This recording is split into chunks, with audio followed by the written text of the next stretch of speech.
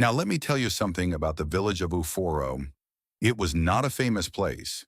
You would not find it on any map a city person might carry. It sat in a bowl of red earth in green hills in the eastern part of the country, the kind of village that only exists if you already know where to look. 3 hours from the nearest city, down a road that became a track, and then became something only faith and habit could still call a road at all. The soil there was the color of old rust, and it clung to everything, to the hems of the women's wrappers, to the feet of the children, to the white walls of the church that stood at the top of the hill, like a candle somebody had forgotten to blow out. That church, St. Emmanuel Anglican Church, was the heartbeat of Uforo. It was where children were named, where the dead were commended to God, where marriages began and grievances were quietly buried and sometimes quietly dug up again. On Sunday mornings, the whole village dressed itself carefully and climbed the hill. And for those 2 hours, whatever was wrong with a person's week was set aside. The singing alone was worth the climb. Even the birds seemed to pause for it. It was on one such Sunday morning, in the long dry season when the air tasted of dust and harmattan, that the woman came. If this story is already warming your heart, please hit the like button and subscribe to Village Heart. And drop a comment below telling me where in the world you're watching from. I love knowing our little village reaches so far. Nobody could agree afterward on exactly what time she appeared. Mama Chinenyi, who sold groundnuts near the churchyard gate, said she had been there since before the first bell. Deacon Emeka swore she arrived during the second hymn, when the congregation was distracted by the music. What everyone agreed on was what she looked like. She was old, very old in the way that some people become.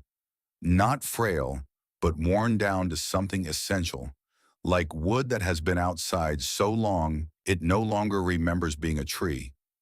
Her clothes were rags in the truest sense, not merely old or patched, but beyond patching, beyond the kind of repair that dignity might still permit.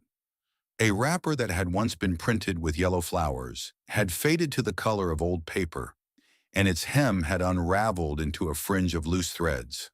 Her head tie was a strip of something that might once have been blue. Her feet were bare, and the dust of the road between them was the same rust red as the road itself, as if she had walked from somewhere very far away. She stood at the door of the church with both hands resting on the doorframe, not quite entering, not quite leaving, her head slightly bowed. From inside, the choir was singing the old processional, the one that begins, Onye nwer ike dika chukwu anyi. Who is like our God? And the sound of it came out through the open doors and spread across the churchyard like warm water. She was listening to it. That was the thing that Mama Ngozi noticed first, and that nobody else seemed to see. They saw the rags and the bare feet and the fringe of unraveled threads. But Mama Ngozi, sitting in her usual place in the fourth row on the left side, near the window through which you could see the neem tree, we looked up from her hymnal and saw an old woman standing in a doorway, with her eyes half closed, listening to a song the way someone listens when a song belongs to them. But I'm getting ahead of myself. Let me go back. Let me tell you about Mama Ngozi first, because a story is only as deep as you understand the person at the center of it.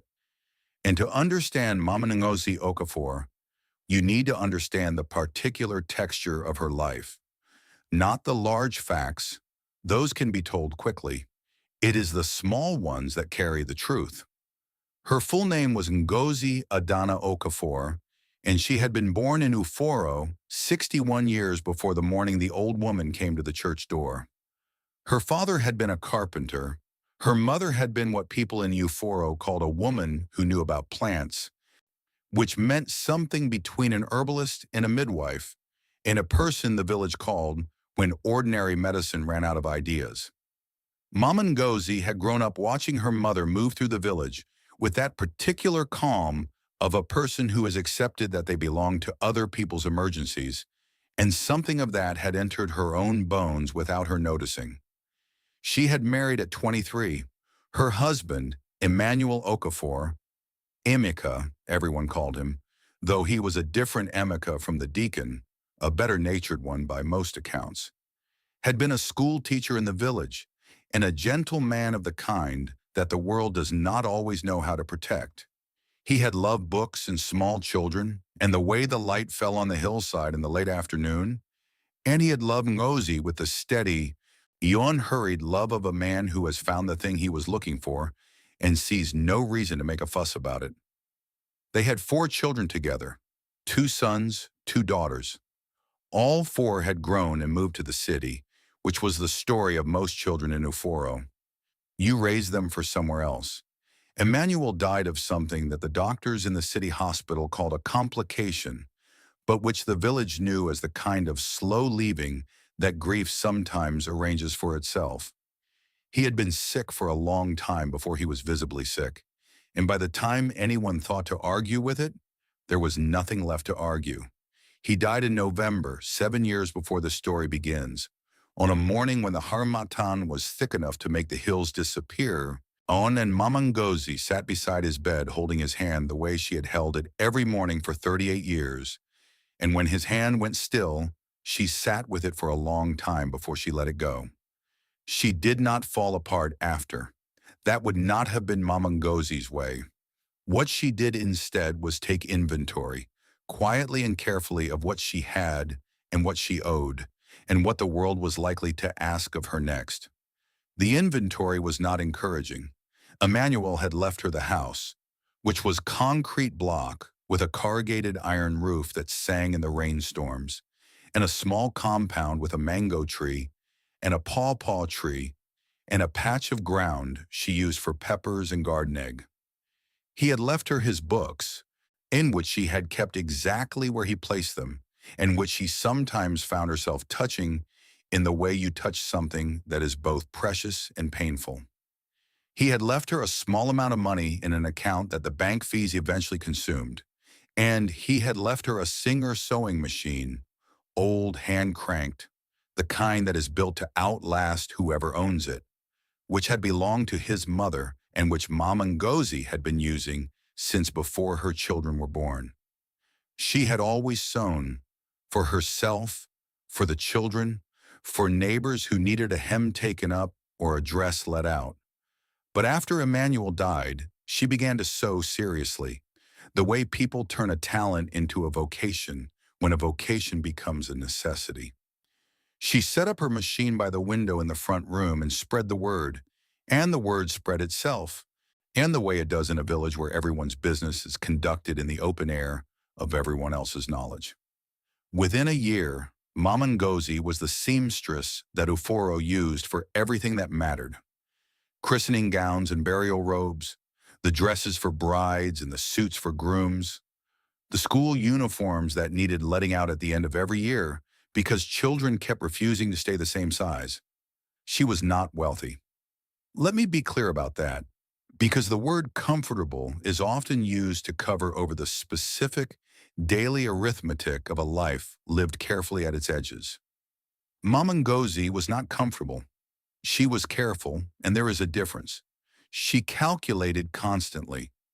The cost of thread against what a hem could earn, the price of kerosene against how long she could sew by daylight, the weeks she could go without buying new fabric against the weeks she couldn't. She knew the price of a cup of rice the way she knew her children's faces. She did not complain about this. She had watched her mother move through harder arithmetic than hers without complaint, and she considered it part of the inheritance. What she did have, what no inventory could properly measure, was a quality that people in Uforo described in various ways depending on their relationship to her. The children in the village said she was kind, which was accurate but not quite complete. Her neighbors said she was someone you could come to, which was closer. The very old women who had known her mother said she had her mother's hands. And they did not mean her actual hands, though those were also notable, long-fingered and precise. The hands of someone who makes things. They meant the quality of those hands, the willingness to extend them without being asked and without keeping a record. Her door was open more than it was shut, not because she was naive about the world. Mama Ngozi was not naive about anything, but because she had decided, somewhere in the quiet years after Emmanuel died, that she was not going to become one of those people who close themselves around their difficulty like a fist. She had seen too many people do that. She had watched her neighbors' children go without food, while their fathers sat behind locked compound gates nursing grievances against the village. She had watched people die of loneliness in houses full of relatives. She had decided she would not do that. Whatever she had, she would share. Not because it made her feel good, though sometimes it did, but because it was the only way she could think of to stay in the world without becoming hard. All of this is important because on the morning the old woman came to the church door, it was not the first time Mama Ngozi had opened her hands toward a stranger. It was simply the time that mattered most. The dry season in Uforo had teeth that year. The harmattan had come in early, before most people were ready for it, and it arrived not with its usual gradual chill, but all at once, stripping the leaves from certain trees overnight and painting everything in a fine layer of laterite dust that settled in the throat and stayed there. The water from the borehole tasted of iron. The skin cracked at the knuckles. The old people coughed. Mama Ngozi had woken that Sunday morning before the birds, the way she usually did, because her body had never fully agreed with sleeping past 4. She had made her fire and boiled water and made a kamu, the corn porridge she ate every morning, and she had eaten it standing at the window, looking out at the dark compound where the mango tree stood in the half-light like a good thought. Then she had laid out her good wrapper, the deep burgundy one with the gold thread at the border, and her cream blouse with the pine tucks at the collar that she had made herself 5 years ago and still considered one of her better pieces of work. She tied her head tie the way her mother had taught her, with the fold at the left because her mother had said a woman should always give way to her heart side, and she put on her flat church shoes and walked up the hill. The church was already 3/4 full when she arrived. Uforo's congregation was not large, perhaps 200 people in the main hall, more during Christmas and Easter, fewer in the dead weeks of August, but it dressed well for Sunday, and the effect of 200 people dressed well in a white-walled church on a hillside, with the choir in their green robes and the stained glass windows sending colored light across the floor, was one of the quiet dignities that Mama Ngozi counted among the reasons she was glad to be alive. She settled into her seat in the 4th row, left side, and opened her hymnal, and the service began. It was during the 2nd hymn that she looked up and saw the woman in the doorway. She saw her before she saw the reaction to her, which was important, because the reaction, when it came, I was swift in particular in the way that certain kinds of cruelty are swift, not dramatic, not loud, but efficient, the cruelty of people who have decided that they have a right to manage their surroundings. It was Deacon Emeka who moved first. Deacon Emeka was a prosperous man, which in Uforo meant he owned a grinding machine, a motorbike, and 3 rental rooms in the building beside his compound. He was 45 years old and had been a deacon of St. Emmanuel's for 11 years, which had given him, over time, the bearing of a man who had confused the administration of a church with the ownership of it. He wore a suit to every service, the only man in Uforo who did, and his wife, Mrs. Edaz, wore dresses that arrived from the city on a bus, and always appeared slightly too large for a village, or the way a sentence can be correct and still feel out of place. He appeared at the end of Mama Ngozi's row, moving toward the door, and she watched him go with the particular attention of a woman who has learned to read the weather of human behavior before it arrives.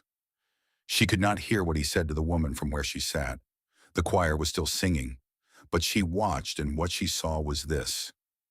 Deacon Emeka bent slightly toward the woman in the doorway, not in the posture of welcome, but in the posture of eviction, the small forward lean of a man preparing to redirect something that has arrived in the wrong place. and he said something brief, and the woman's hands tightened slightly on the door frame, and then his right hand, flat and firm, extended toward the outside.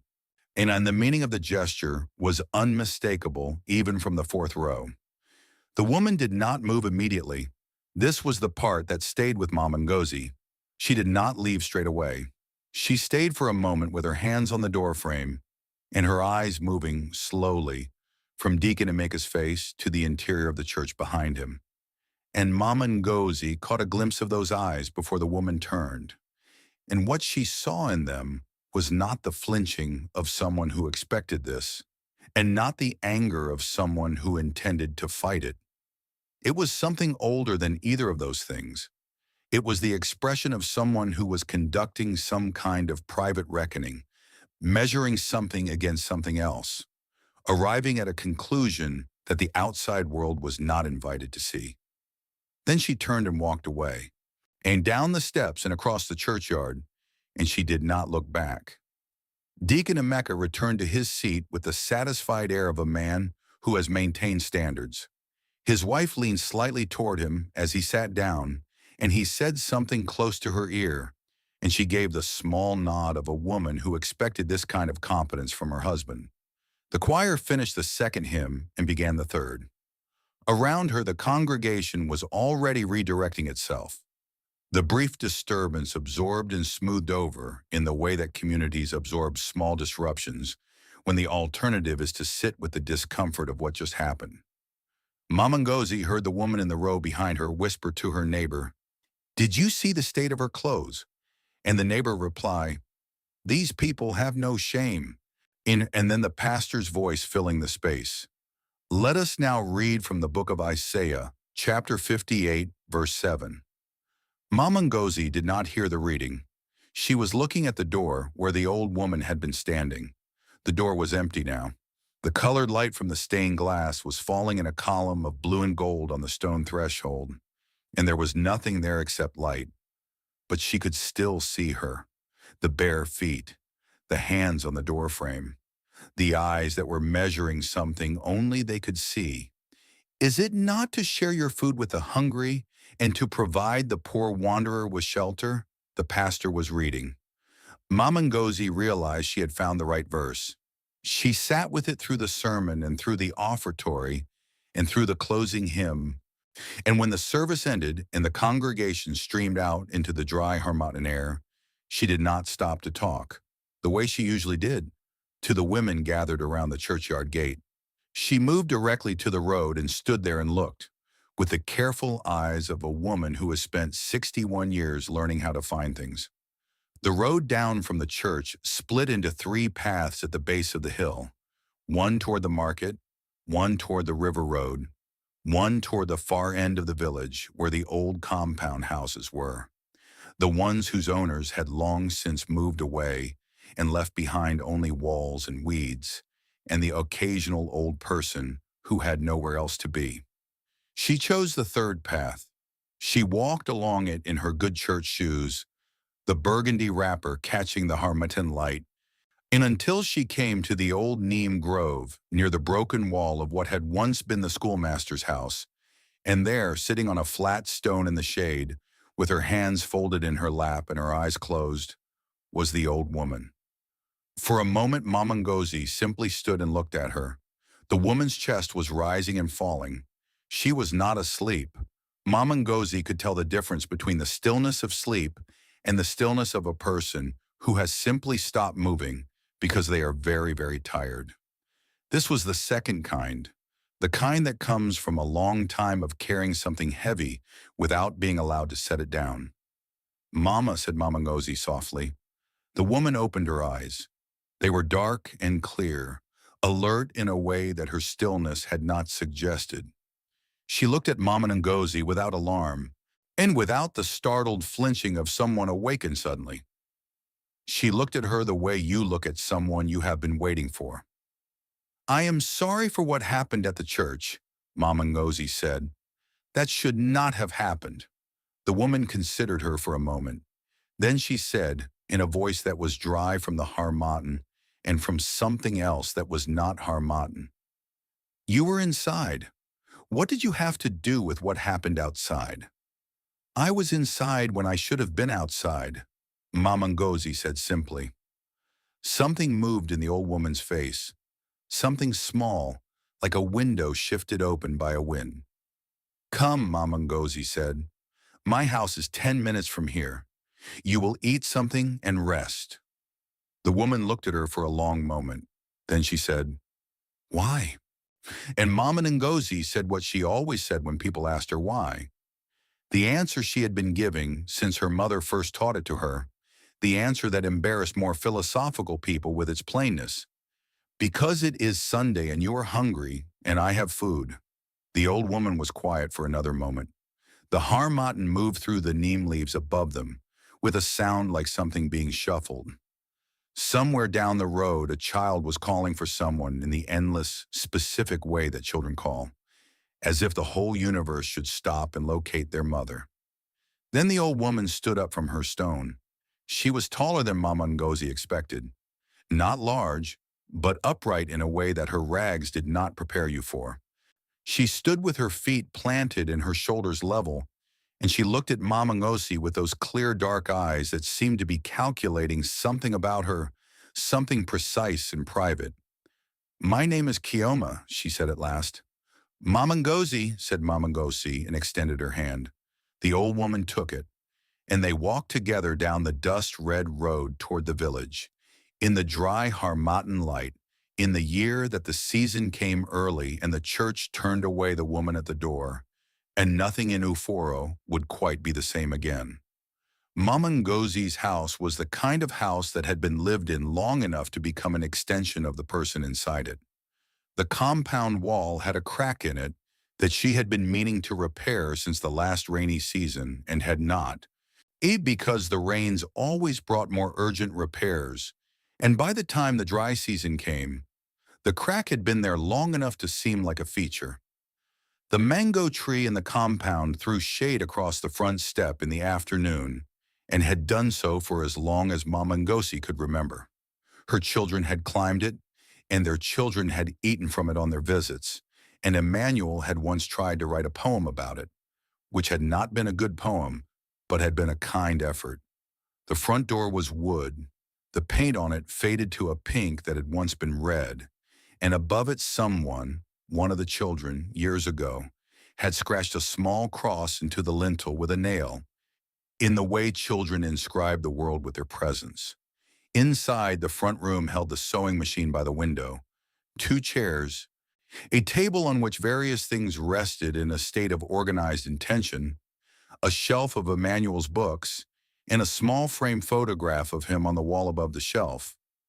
Not a formal photograph, the kind where people sit very still and look directly at the camera and appear to be auditioning for seriousness. This was a photograph someone had taken at a school prize giving, and Emmanuel was laughing at something off to the side, and his face had that quality of surprise that real laughter has, as if happiness had arrived before he was ready for it. Mama Ngozi brought Chioma through the front door and into this room, and the old woman stopped just inside and looked around at all of it with those alert, private eyes. She looked at the sewing machine with its spools of thread arranged in a clay bowl beside it. So she looked at the books on the shelf. She looked at the photograph. She looked at it for a long time. Your husband, she said. It was not a question. Yes, said Mama Ngozi. 7 years gone. He looks like a man who found things funny. He found most things funny, Mama Ngozi said. Even things that were not funny. He said it was cheaper than crying. The old woman made a sound that was not quite a laugh, but was in the neighborhood of one.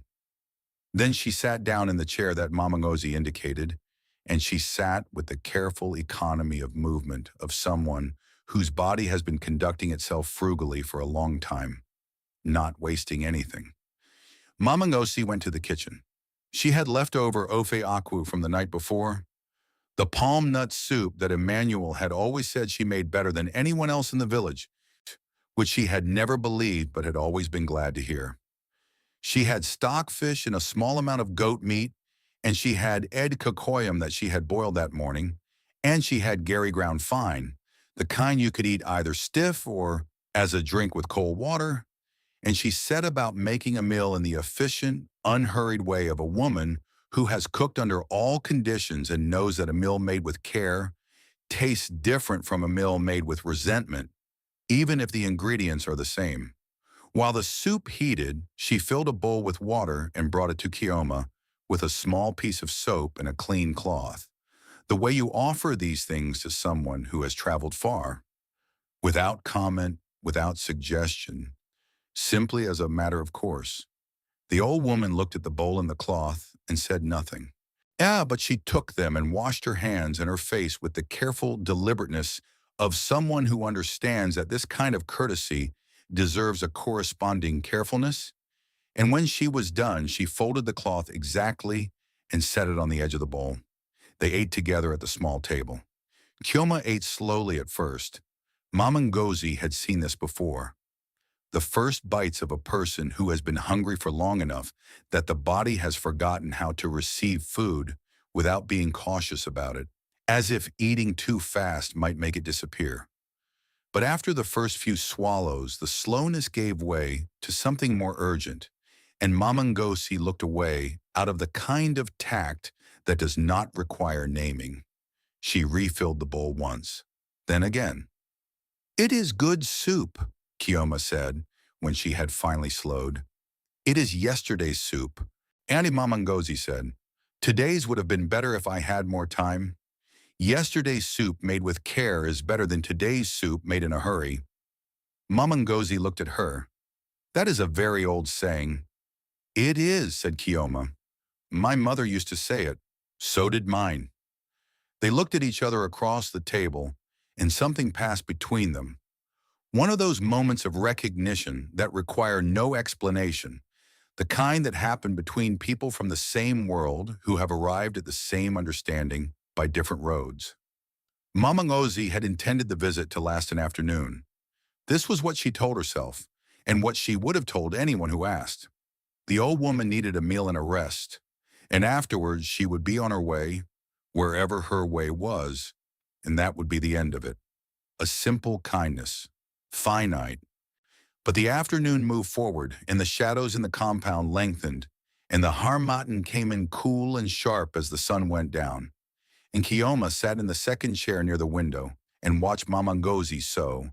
She had a school uniform to finish, due on Tuesday. And neither of them spoke much, but the silence between them was the comfortable kind, the kind that does not demand to be filled. When the light failed and Mama Ngozi lit the kerosene lamp, she looked at the old woman and thought about the road that led away from the village into the dark, and where it went, and what waited at the end of it for a woman with bare feet and no coat in the harmattan. She thought about these things for perhaps 3 minutes. Then she went to the back room and shook out the extra sleeping mat that she kept folded under the bed, a habit from the years when the children came home with their children and there was never enough sleeping space, and she brought it out and set it on the floor of the front room beside the second chair. "You will stay tonight," she said. "It is cold on that road after dark." Chioma looked at the mat and then at Mama Ngozi. "I have nothing to give you for it," she said. "I know," said Mama Ngozi. "I did not ask for anything." Another pause, then Chioma said, "People do not usually—" "I know what people usually do," Mama Ngozi said quietly. "I was in that church this morning." She went back to her sewing. The lamp made a small yellow world of the room. Outside, when the harmattan moved through the mango tree and the compound was dark and the village of Uforo settled itself for the night in the way it always did, gradually, imperfectly, with the sounds of children being called indoors, and the smell of evening fires, and the distant bark of a dog that had found something interesting in the dark. And the old woman called Chioma lay down on the mat in the lamplight, and within minutes her breathing had deepened, and she was asleep. One night became 2. 2 nights became 4. It was never a decision exactly. It was more like the way water finds its way through stone, not by forcing anything, but by being consistent, by being present, by taking the shape of whatever space it finds. Chioma was quiet in the house. She did not take up much room physically or otherwise. She ate carefully and never asked for more than she was given. In the morning, she rose before Mama Ngozi and swept the compound without being asked, using the short broom of palm fronds that leaned against the wall, sweeping with the long, steady strokes of a woman who has swept many compounds in her life.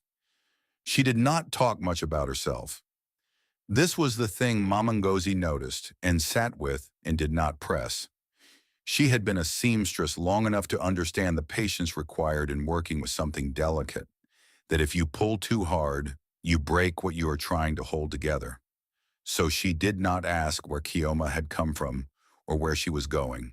She asked instead about smaller things, what she wanted in her tea, whether the sleeping mat was comfortable, whether the harmattan was bothering her cough. But she listened.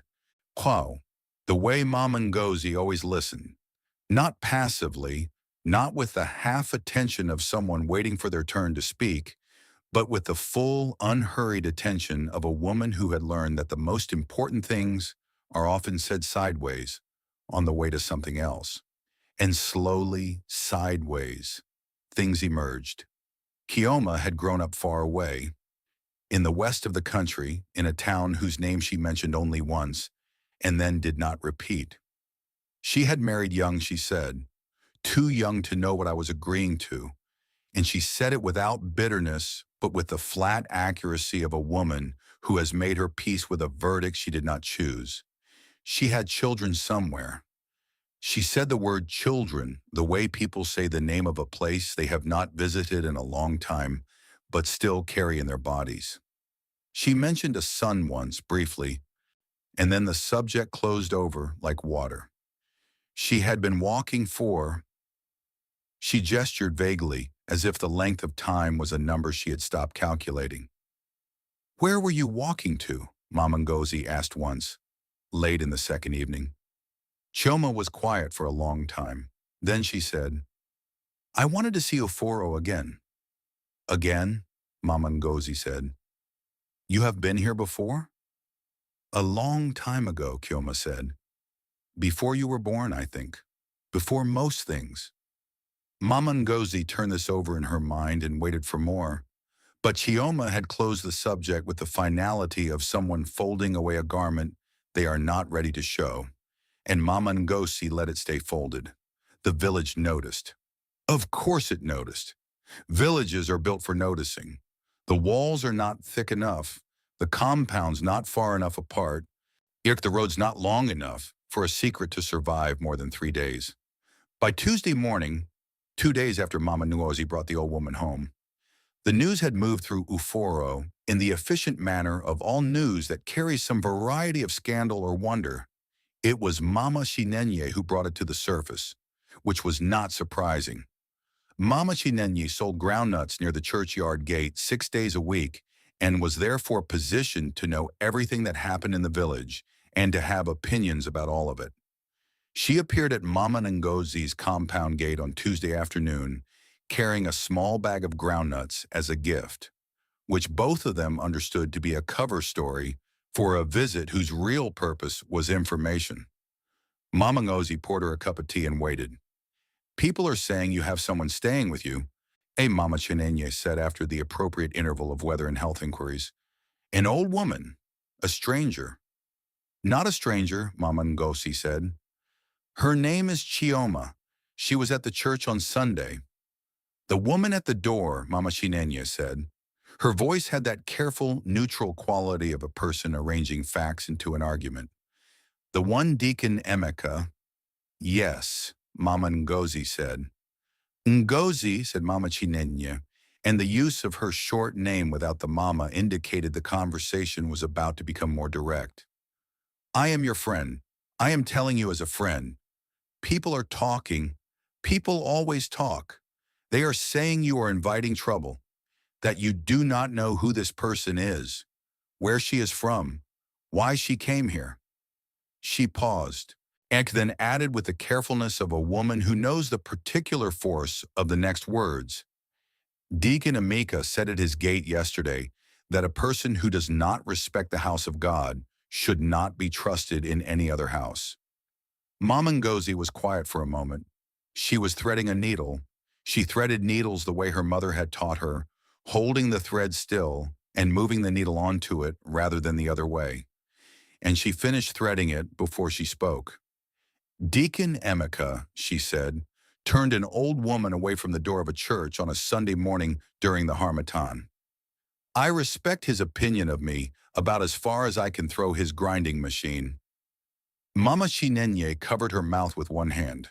Her eyes were laughing even as her face tried to maintain the appropriate expression.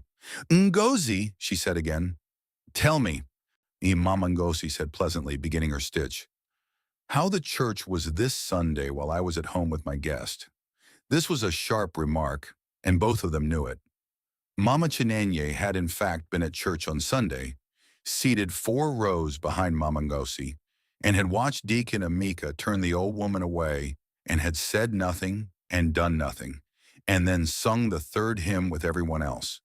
The fact sat between them now like a stone on the table that neither of them was going to lift but both could see. I am only telling you what people say, Mama Chinenye said, with somewhat less authority. I know, Mama Ngozi said. Thank you for telling me. Drink your tea before it gets cold.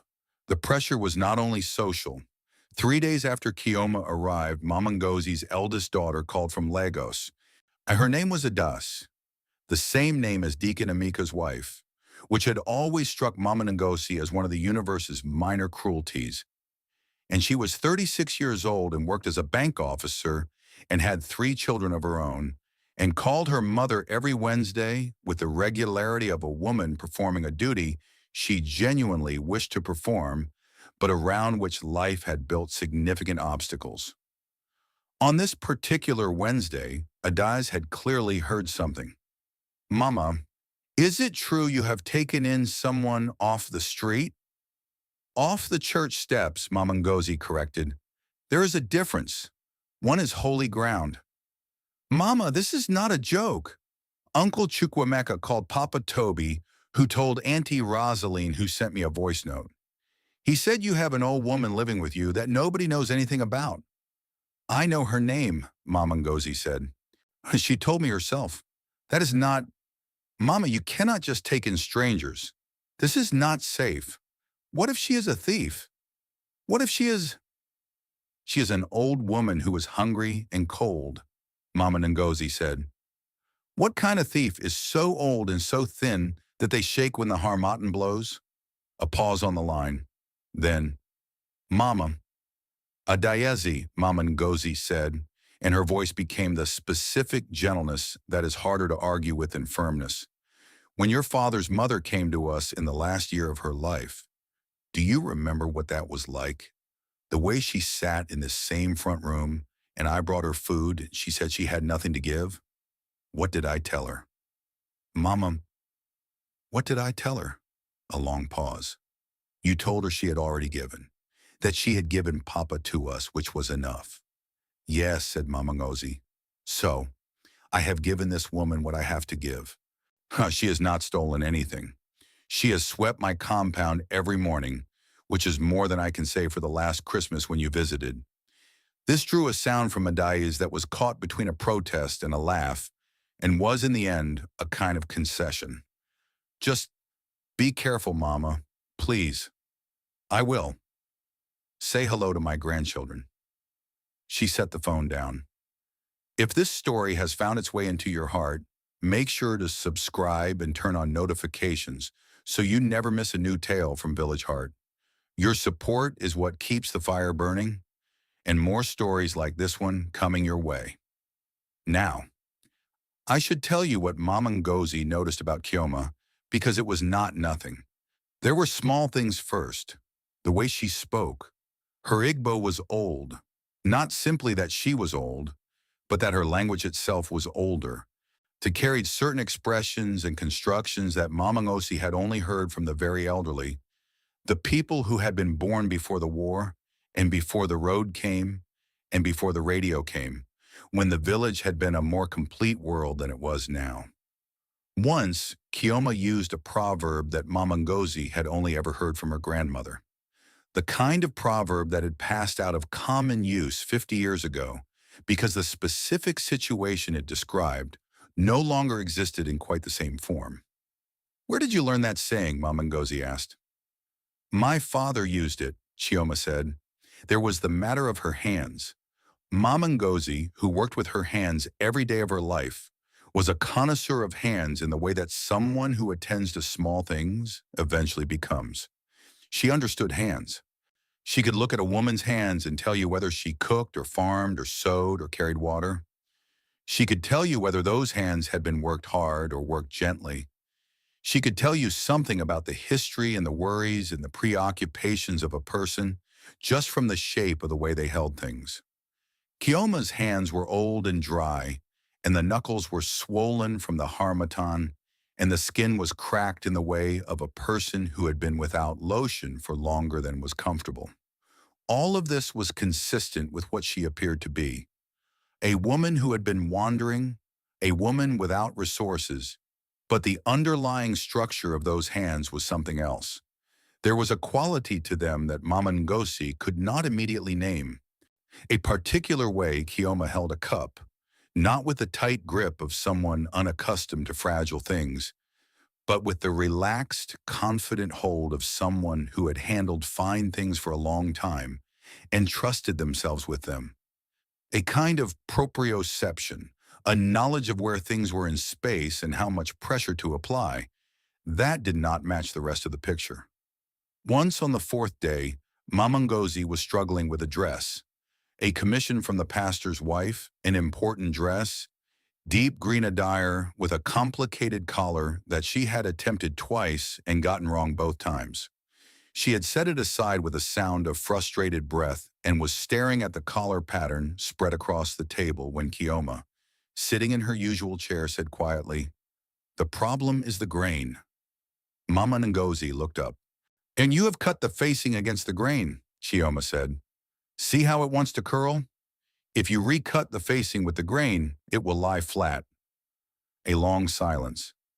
"How do you know about cutting on the grain?" Mama Ngozi said. The old woman looked at the dress for a moment.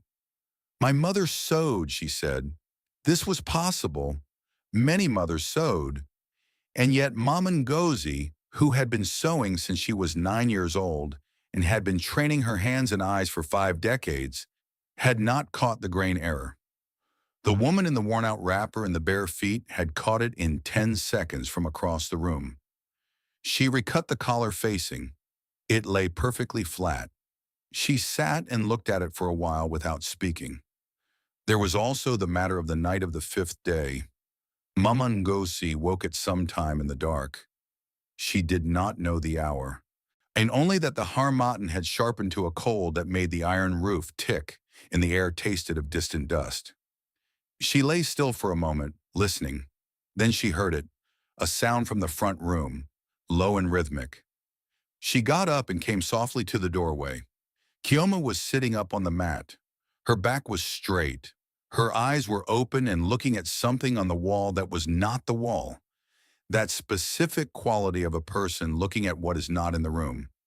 And she was speaking very low in something that might have been prayer or might have been memory. The words were not quite clear, but the tone of them was unmistakable. Mama Ngozi had heard that tone before, in this same house, when Emmanuel was dying and the pastor came and knelt by the bed and spoke in the voice of a man interceding on behalf of something he cared about deeply. She went back to bed without speaking, but she lay awake for a long time, and the thought that moved through her, slowly and without conclusions, was this: that she did not know who this woman was. Not in the way that Deacon Emeka or Mama Chinenye meant it. Not in the suspicious, manage the threat way, but in a deeper sense.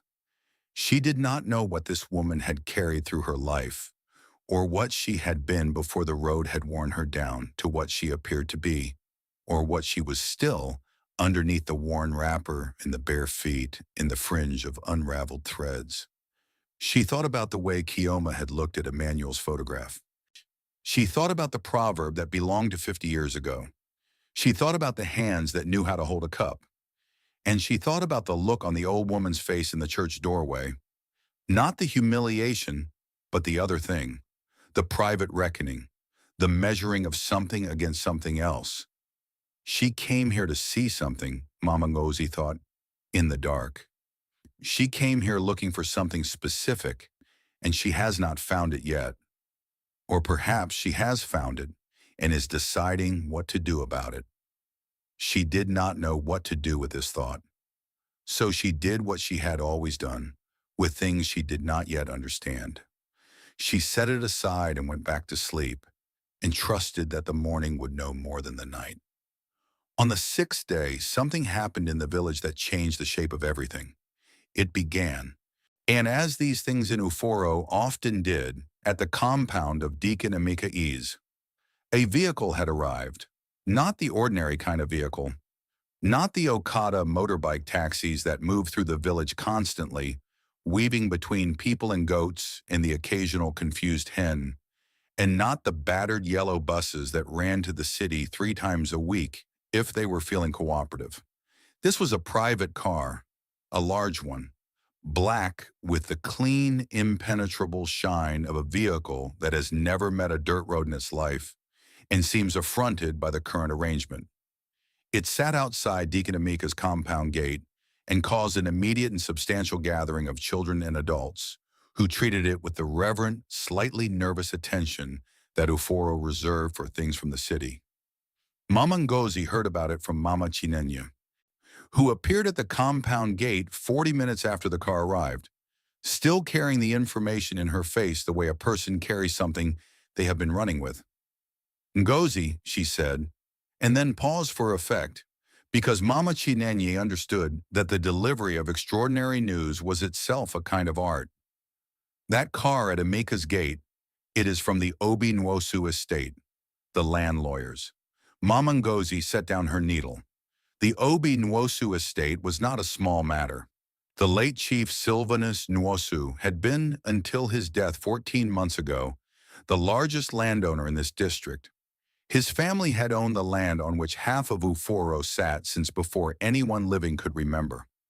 The farms, the grazing ground east of the river road, the hill where the church now stood.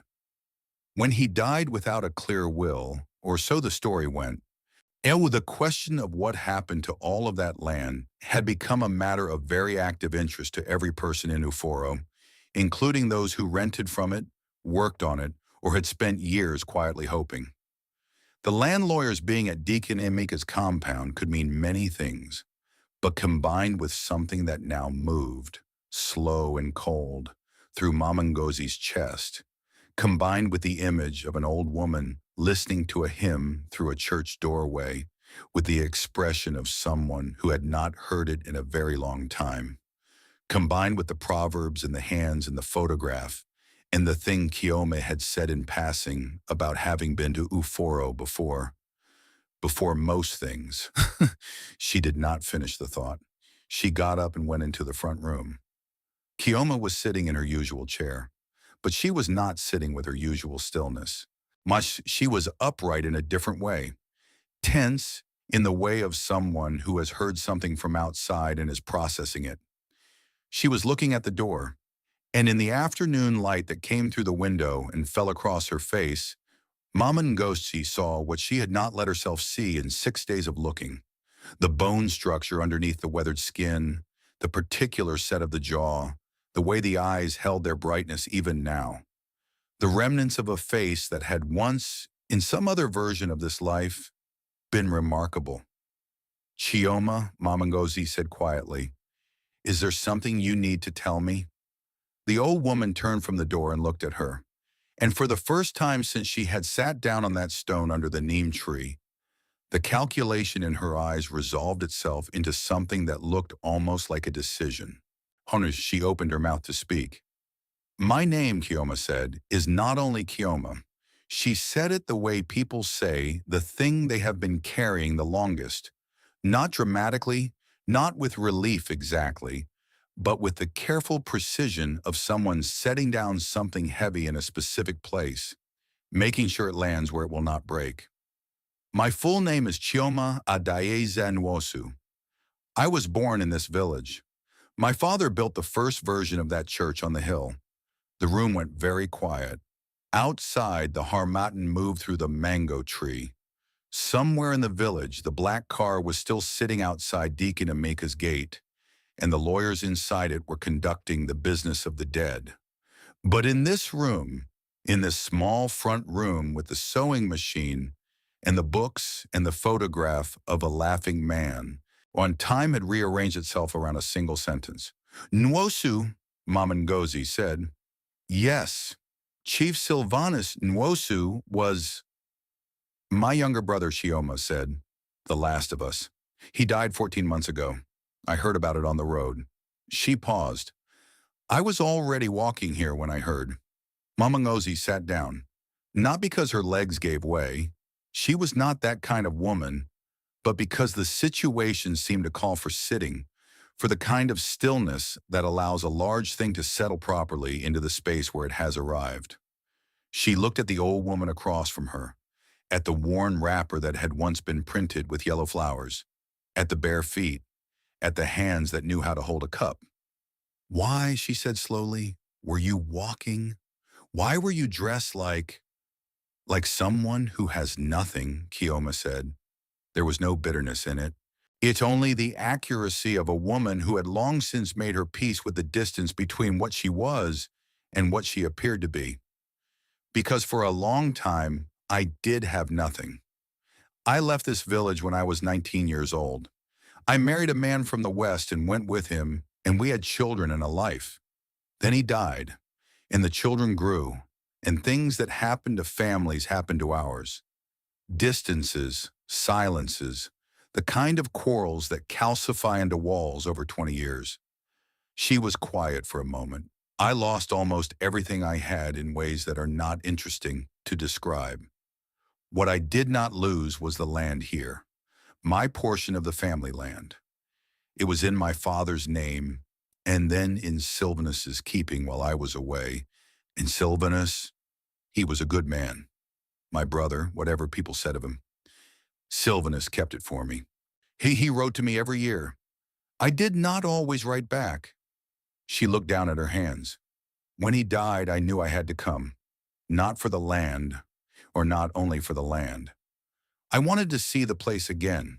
I wanted to see if it was still what I remembered, if it still deserved to be remembered the way I had been remembering it. And the way you arrived, Mama Ngozi said carefully, dressed as you were. I had nothing else to wear, Chioma said simply. The road is long, and I am old, and I am not as I was. Then something moved across her face. But also, I wanted to see. I wanted to arrive in this village without anyone knowing who I was, and see what it was, what it had become, what kind of people were in it now. She met Mama Ngozi's eyes. I wanted to stand at the door of my father's church and hear the old hymns and see how I was received. The silence that followed this was very full. And you saw, Mama Ngozi said. I saw Deacon Emeka, Chioma said, who put his hand out and pointed me away from the door of the church my father built, without a word of greeting, without a question asked. She said it without heat, in the same flat, precise way she said everything. I saw the congregation inside, dressed in their good clothes, singing about the God who cares for the poor wanderer. She paused. And then I saw you, coming down the road in your burgundy wrapper with your church shoes on, looking for me under the neem trees. Mama Ngozi said nothing. You were the only one, Chioma said. In the whole village, on a Sunday morning, you were the only one who came looking. The land lawyers had, it emerged, come to Uforo to execute the final distribution of Chief Silvanus Nwosu's estate, when in the absence of a direct heir and given certain provisions in the documented family records, the estate was to be distributed among the surviving Nwosu family members, of whom it now became clear Chioma was the last living one. The land that had been held in trust, the farms, the grazing ground, and the hill on which St. Emmanuel Anglican Church stood. All of it passed to Chioma Adaise Nwosu, who was found not at a fine address in the city or in a family compound with guards at the gate, but in the front room of a seamstress's house, sitting in the second chair by the window. When the lawyers arrived, sent by Mama Chinenyu, who had the acute instinct of a woman who has been at the center of village information long enough to know when information needs to move fast, they came to Mama Ngozi's compound and knocked at the pink-painted door. Mama Ngozi opened it and stood aside, and they entered with their briefcases and their city clothes and their carefully neutral professional expressions, and they saw the old woman in the faded wrapper sitting by the window, and the senior lawyer said, "Mrs. Nwosu?" with a caution that suggested he had been told to expect something surprising. "Yes," said Chioma. She did not stand up immediately. She finished the cup of tea she was holding, set it down with that precise, unhurried confidence that Mama Ngozi now understood completely, and then rose to her feet. She was taller than anyone in the room had remembered noticing. And what happened in the village over the days that followed was the kind of thing that passes into a community's permanent memory. The kind of story that gets told at evening fires for the next 20 years, added to, embellished in places, reduced in others, but always with the same shape at its center. Deacon Emeka heard the news at his own gate, from his own wife, who had heard it from Mama Chinenye, and the color that left his face when he understood the full meaning of what he had done. The hand extended toward the outside, the brief, efficient words, the satisfied return to his seat, was a color that everyone who saw it agreed they had never seen on a human face before or wished to see again. He came to Mama Ngozi's compound the next morning. He stood at the gate in his second-best suit. Not the church suit, which would have seemed like mockery, but not his work clothes either, and he asked to speak with Mrs. Nwosu. Chioma received him in the front room. Mama Ngozi stayed at her sewing machine by the window, present but quiet, her eyes on her work. The deacon began with the language of official apology, the kind of words that arrive in formation with explanations attached to them, and Chioma let him speak for a while. Then she raised one hand gently, and he stopped. "Emeka," she said. She used his name without the title, and he did not correct her. "I did not come back to Uforo to make anyone suffer. I came back to see whether the place my father loved was still worth loving." She looked at him steadily. "You showed me one answer. This woman," she indicated Mama Ngozi without looking away from him, "showed me the other. I am choosing to remember the other one." He nodded. He did not say thank you. There was nothing in the grammar of what had passed between them that made thank you the right word. But he nodded with the weight of a man on whom something has settled permanently, the kind of knowledge that does not leave when you walk away from the room where you received it. He left. The compound gate swung shut behind him. Mama Ngozi kept her eyes on her sewing for a moment. Then she said without looking up, "You did not have to be that kind to him." "I know," Chioma said. "Why were you?" The old woman thought about this. "Because I am tired of watching people pay for being small. It does not make them larger. It only makes the world smaller." She paused. "Your Emmanuel would have said the same thing, I think." Mama Ngozi looked up at the photograph, and then she smiled. The small, private kind. He would have said it and then laughed about the grinding machine. The gift, when it came, was proportional and specific in the way that the truest gifts are, suited exactly to the person and to the thing they needed, as if it had been measured. Chioma arranged with the lawyers to transfer the deed of the land on which Mama Ngozi's house stood, which had, without Mama Ngozi ever knowing it, been Nwosu family land for 3 generations, into Mama Ngozi's name, free and clear, with no encumbrance and no condition. Not as payment, not as a transaction, but as the deed said, in the plain language that lawyers produce when someone insists on plain language, in recognition of human kindness freely given. She also established, through the estate, a small endowment for the village well, the borehole that had been unreliable for 2 years and whose repair the village council had been arguing about without resolution, so that the water came clean and steady for the first time since the drought year. And she funded quietly through a mechanism that kept her name out of the formal documentation, though everyone in Uforo knew perfectly well where it had come from. The education of 3 children in the village whose families could not manage the secondary school fees. She chose them herself. She asked Mama Ngozi to help her choose, and Mama Ngozi named them without hesitation. A girl, a boy, and another girl in that order. The ones whose faces she had watched at the roadside with the particular attention of a woman who knows what it looks like when a mind is hungry. Where Chioma did not stay in Uforo, she stayed for 3 more weeks while the legal matters were arranged. And during those 3 weeks, she slept on the mat in Mama Ngozi's front room and ate at the small table and sat in the second chair by the window and watched Mama Ngozi sew. And they talked, really talked, in the way that takes a long time to become possible between 2 people. The talking that happens after the necessary silences have done their work. On the morning she left, Mama Ngozi walked her to the road. The harmattan had eased in the night and the air was different. Not warm yet, but less sharp, with a quality of something loosening. A car had come for Chioma, a modest one at her instruction. She stood beside it with a small bag. New clothes, she folded carefully, and she looked at Mama Ngozi, and Mama Ngozi looked at her, and they had the kind of conversation that does not require words because words, at a certain depth of understanding, are only the surface layer of what is actually being exchanged. "You will come back," Mama Ngozi said. It was not a question. "I will come back," Chioma said. They held each other for a moment, the embrace of 2 old women who have lived long enough to know that a thing worth holding should be held properly. Then Chioma got into the car and the car moved away down the rust-red road. And Mama Ngozi stood and watched it until it turned at the base of the hill and was gone from sight. She stood there a little while longer.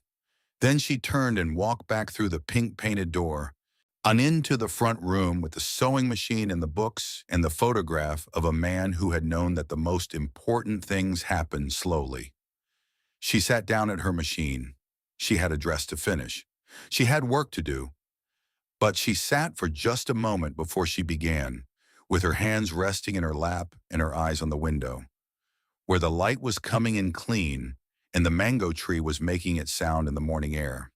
And Mama Ngozi Okafor, who had made a choice on a Sunday morning in the dry season, in the dust of a road after a church service, to go looking for someone that everyone else had already decided to forget, sat in the particular quiet of a person who knows, without needing to announce it, that they have lived one of the days that matter. The sewing machine began. Outside, the village of Uforo went about its morning, and the water came clean from the borehole. 3 children walked to school with new fees paid, and at the top of the hill, the church that a man named Nwosu had built in the time before memory stood white against the sky, as it always had, and because of one woman's open hands, it would continue to do. Thank you for sitting with this story all the way to the end. If it moved you, I think you'll find a home in the other videos on your screen right now. And if you haven't subscribed yet, come join us. There's always a place by the fire at Village Heart. Until next time.